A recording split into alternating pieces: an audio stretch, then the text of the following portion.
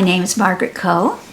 I'm here in my studio with some visitors, and I have had this studio. I actually had this garage space remodeled back in the late 80s. It was after I had received the Oregon Arts Commission artist grant, and I used some of the funds to just hire someone to put a false floor in and some walls in. And I had been renting space prior to that, and this way I could be working at home and have a nice big studio. I was born in Coates, Kansas, a little tiny town where my father and my father's father had this sort of general store that was there in a town that's primarily family farms at that time. The town I lived in, which is like about 300 people, had the nickname of being Windmill City because almost every person had their own well, and that's where we went to the well to get the water. And so it was a pretty primitive thing, but when I was just before going into the 7th grade, we moved out to Oregon. We moved to Salem, and so I went to high school, junior high and high school in Salem, and then I attended the University of Oregon as a freshman right out of high school, and got my Bachelor of Arts here. And then I met my husband, Clarke, I think it was my senior year, yeah, and I met him, and we started hanging out, and at the end of that year, I took a trip to Europe with the 2 other girlfriends, Lee Coffey and Molly Allen, who were folk singers, and we hitchhiked around Europe for 3 months. And that was important for me because we had quite a bit of time in Paris, and I was a great fan of Paul Cézanne's at the time, so I would just regularly go to the Jeu de Paume and study Paul Cézanne's work, and it was a big influence. And when I came back, we had children, and about 1985, I started my MFA program at the university. I applied for it and got into that, and the children and that was a time when Mark had quit his job at the museum. He was working for the museum because we were really selling work pretty well. If your idea pretty well is surviving, and that's what we were doing. And so we spent about 9 years, a little over 9 years, without outside income except for things like I was doing. I had an assistantship when I was going to graduate school, and then I went on to be an adjunct instructor and continued to teach part-time at the university for many years, and also Lane Community College.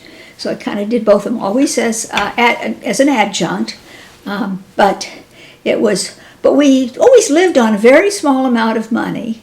Mark, but at some point after I guess it was a recession or something, we were getting so broke that he had to go back to work at the Museum of Art, and actually in a lesser position than he was hired originally, just because we needed the money, and he retired kind of early, and then we just kind of focused on our own painting. But I continued teaching a few years beyond when he retired. But I retired from teaching when I think it was right around 60. I retired from teaching, and so our lives just kind of went back to what they were prior to having any jobs at all, except for doing art.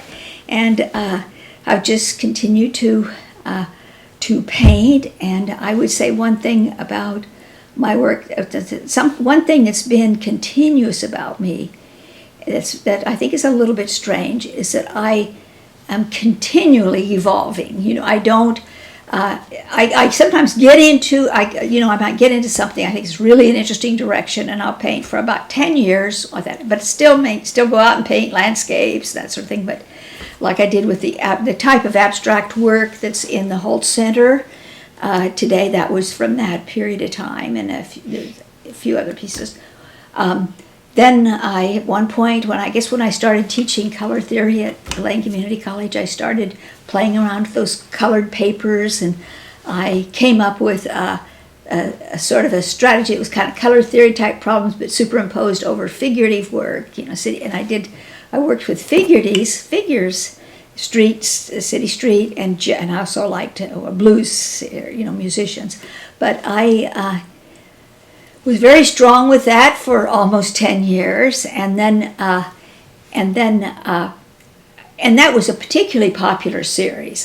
That particular series was, I was selling well in Seattle and Portland as well as Eugene, and then I got a chance to go to Europe, and I hadn't been for a long time, and then I ended up doing a resident. I heard about a residency in Brittany from Eric Sandgren, and I applied for that, and I did that residency for 3 springs in a row, and that was just such a beautiful experience. And I found that I was so captivated by the little villages that I started what I call my village series, and so I thought it's like I no longer was marketable at the Seattle Art Museum Rental Sales Gallery because my work that was so strong there was figurative. I switched, but that's kind of the way I would work, is that there be something that just is very compelling to me, and I work on it until some other new influence or some sensation, whatever, kind of alters my course. And what I think the last thing that made a big shift in my direction, because when I was going to Europe every spring, it was always either pretty much Italy or France, and then I had these paintings that I'm doing bigger paintings from, and so my imagination is all caught up in that work, and then I had.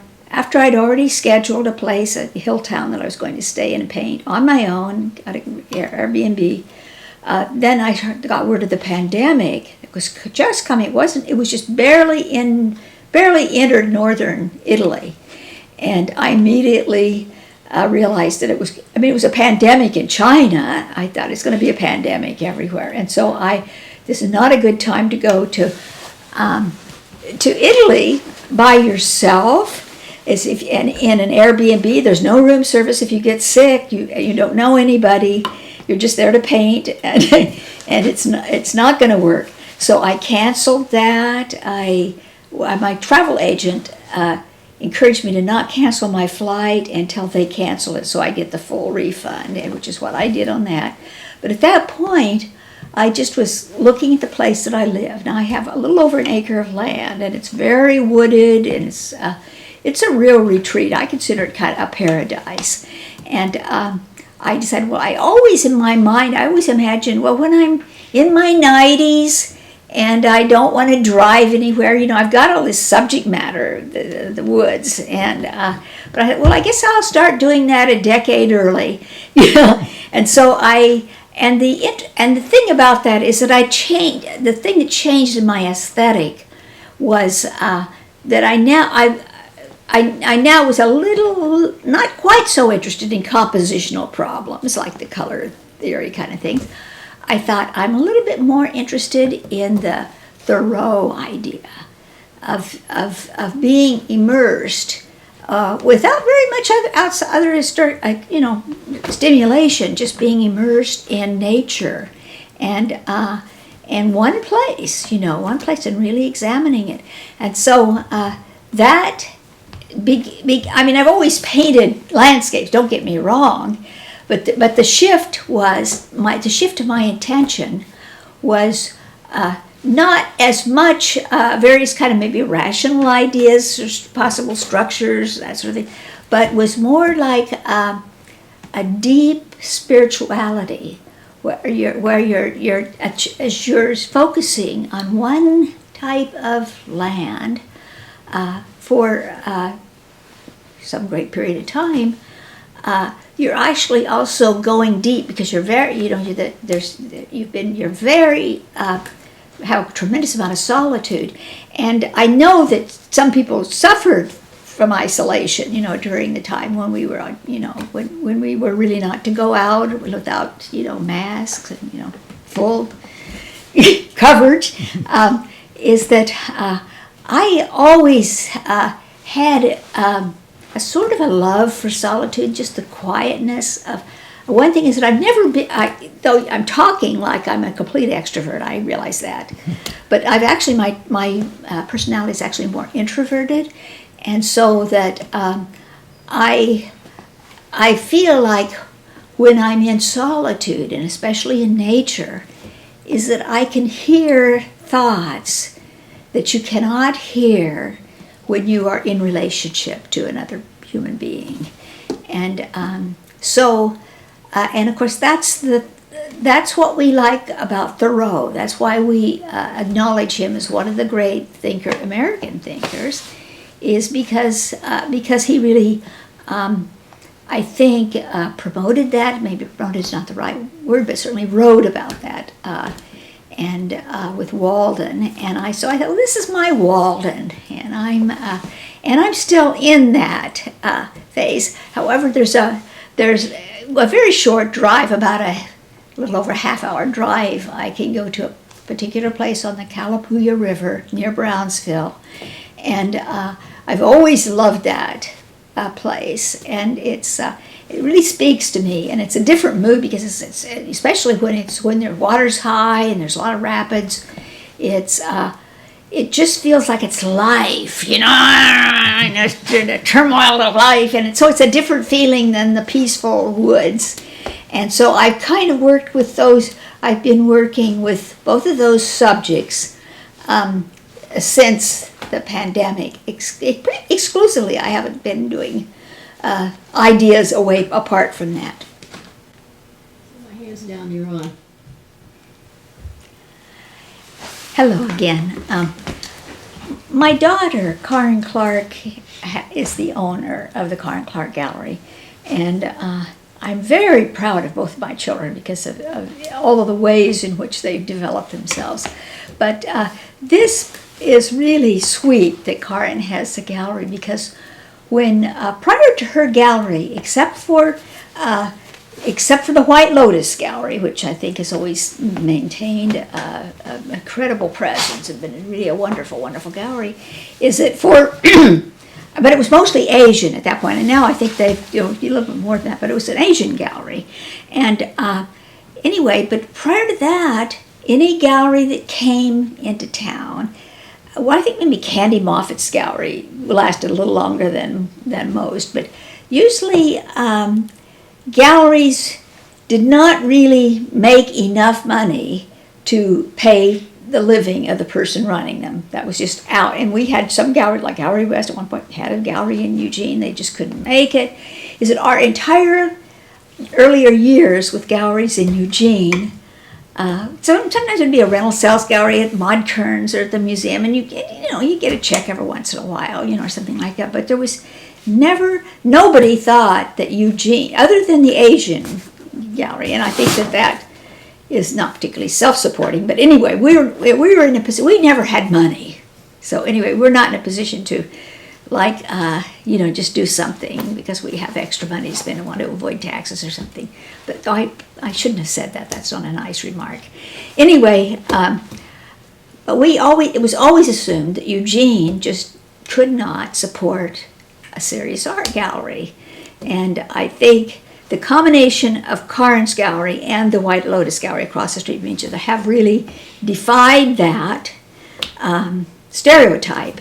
But it's absolutely true. I mean, no one from Portland thought that anyone from Eugene bought art. It was just, it was really, there wasn't much respect for the Eugene art scene. The art scene sometimes would have something of interest that had some vitality, like I was involved with a artist-owned gallery for a while, and there's really good energy, but it's not serious as a gallery that people are collecting and spending money. So anyway, Karin and I had taken this trip to Italy, painting trip. We both were painting, and it was 7 weeks long. We took this trip, and we just we stayed sometimes smaller places, but we just go out and paint each time. And we noticed in these small towns that so many businesses were family businesses. It was just, I remember us going to one restaurant, one time, and there were little kids running around, and then I realized that there was a grandma I could see her sitting in the kitchen, and it turned out that she's the one that made the desserts. We just kind of were enjoying that culture of family, family businesses. And so when we got back from that 7-week trip of painting, and she paints too, so she was painting along with me. And in fact, she was the one doing the driving. And